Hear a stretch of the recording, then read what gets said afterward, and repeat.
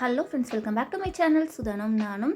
இன்றைக்கி நம்ம சேனலில் ஒரு சூப்பரான கொள்ளு இட்லி பொடி வீட்டிலே எப்படி பண்ணுறதுன்னா பார்க்க போகிறோம். இந்த இட்லி பொடி பண்ணுறதுக்கு அடுப்பில் ஒரு வானலி வச்சுட்டு வானலியில் 1 கப் அளவுக்கு நான் கருப்பு உளுந்து எடுத்திருக்கேன். நீங்கள் இதுக்கு பதிலாக வெள்ளை உளுந்து கூட யூஸ் பண்ணிக்கலாம். இப்போ ஸ்டவ் ஆன் பண்ணி அடுப்பை மீடியம் ஃப்ளேமில் வச்சுட்டு உளுந்து நல்லா செவந்து வர அளவுக்கு வறுத்து எடுத்துக்கலாம். வெள்ளை உளுந்தை விட கருப்பு உளுந்து யூஸ் பண்ணும்போது நல்ல வாசனையாகவும் இருக்கும், அதே போல் இட்லி பொடி நல்ல டேஸ்ட்டாகவும் இருக்கும். இப்போ உளுந்து பார்த்திங்கன்னா நல்லா செவந்து வறுபட்டு வந்துருச்சு. இதை ஒரு பிளேட்டில் கொட்டி நல்லா ஆற வச்சுக்கலாம். இப்போ அடுத்ததாக அதே வானலிலேயே ஒரு 1/4 கப் அளவுக்கு நான் கடலைப்பருப்பு எடுத்திருக்கேன். இதை உள்ளே சேர்த்துட்டு அடுப்பை மீடியம் ஃப்ளேமில் வச்சுட்டு இதையும் நல்லா செவந்து வர அளவுக்கு வறுத்து எடுத்துக்கலாம். நான் இன்றைக்கி பார்த்திங்கன்னா ஒரு 250 ml அளவுள்ள கப் யூஸ் பண்ணியிருக்கேன். இப்போ பார்த்திங்கன்னா கடலைப்பருப்பும் நல்லா செவந்து வறுபட்டு வந்துருச்சு. இதையும் ஒரு பிளேட்டில் கொட்டிட்டு நல்லா ஆற வச்சுக்கலாம். அடுத்ததாக அதே வானலியில் ஒரு 1/4 கப் அளவுக்கு கொள்ளு பருப்பு சேர்த்துக்கிறேன். கொள்ளு சேர்த்துட்டு அடுப்பை மீடியம் ஃப்ளேம்லேயே வச்சுட்டு நல்லா வறுத்துக்கோங்க. கொள்ளு வறுப்படும் போது பார்த்திங்கன்னா படப்படம் நல்லா பொரிஞ்சு வரும், அதே போல் நல்லா உப்பியும் வரும். நல்லா செவந்து வந்ததுக்கப்புறம் இதையும் ஒரு பிளேட்டில் கொட்டிட்டு நல்லா ஆற வச்சுக்கலாம். இப்போ பாருங்கள், கொள்ளு பருப்பு நல்லா வறுப்பட்டு வந்துருச்சு. இதை ஒரு பிளேட்டில் மாற்றிட்டு ஆற வச்சுக்கலாம். இப்போ அடுத்ததாக அதே வானலியில் 2 டேபிள் ஸ்பூன் அளவுக்கு நான் வெள்ளை எள்ளு சேர்த்துருக்கேன். எள்ளு சேர்த்துட்டு இதையும் நல்லா வறுத்து எடுத்துக்கோங்க.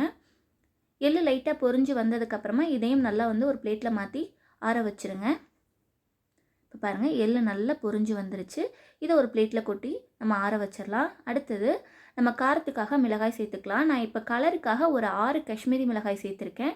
அது கூடவே காரத்துக்காக ஒரு 20லேருந்து 25 வரமிளகாய் சேர்த்துக்கோங்க. நான் கிட்டத்தட்ட ஒரு 25 வரமிளகாய் சேர்த்துருக்கேன்.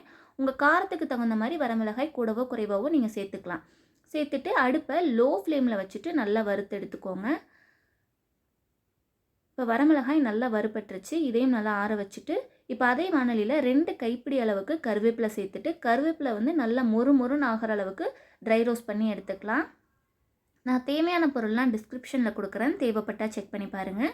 இப்போ கருவேப்பிலை நல்லா பொரிஞ்சிருச்சுங்க. இப்போ அதே வானலியில் ஒரு 1/2 டீஸ்பூன் அளவுக்கு பெருங்காயத்தூள் சேர்த்துக்கிறேன். நீங்கள் இதுக்கு பதிலாக கட்டி பெருங்காயம் யூஸ் பண்ணுறீங்கன்னா ஒரு 1/2 இன்ச் அளவுள்ள கட்டி பெருங்காயம் சேர்த்துட்டு அடுப்பை லோ ஃப்ளேமில் வச்சு ஒரு 1 நிமிஷம் மட்டும் நல்லா வறுத்து விட்டுட்டு நம்ம ஆல்ரெடி வறுத்து வச்சுருக்க பயர் கூடையே சேர்த்துக்கோங்க. இப்போ இதெல்லாம் நல்லா ஆறுனதுக்கப்புறமா ஒரு மிக்ஸி ஜாரில் மாற்றிட்டு அரைச்சி எடுத்துக்கலாம். இப்போ பாருங்கள், எல்லாமே நல்லா ஆறி வந்துருச்சு. இப்போ இது எல்லாத்தையும் ஒரு மிக்ஸி ஜாரில் மாற்றிட்டு இது கூட நம்ம இட்லி பொடிக்கு தேவையான அளவுக்கு உப்பு சேர்த்துக்கலாம். நான் பார்த்திங்கன்னா ஒரு 1/2 டீஸ்பூன் அளவுக்கு உப்பு சேர்த்து நல்லா அரைச்சி எடுத்துகிட்டு வந்துட்டேன். இட்லி பொடியை அரைக்கும் போது பார்த்திங்கன்னா கொஞ்சம் குறப்பாக அரைச்சிக்கோங்க, அப்போ தான் நல்லாயிருக்கும். உப்பும் அதே போல் உங்களுக்கு தேவையான அளவு சேர்த்துக்கோங்க. அவ்வளோதான், நம்மளோட சூப்பரான கொள்ளு இட்லி பொடி ரெடி ஆயிடுச்சு. நீங்களும் இதே போல் ட்ரை பண்ணி பாருங்கள். வீடியோ பிடிச்சிருந்தால் லைக் பண்ணுங்கள், ஷேர் பண்ணுங்கள், சப்ஸ்கிரைப் பண்ணி பக்கத்தில் இருக்க பெல் ஐக்கானை கிளிக் பண்ணி ஆளுங்கிற ஆப்ஷனை கிளிக்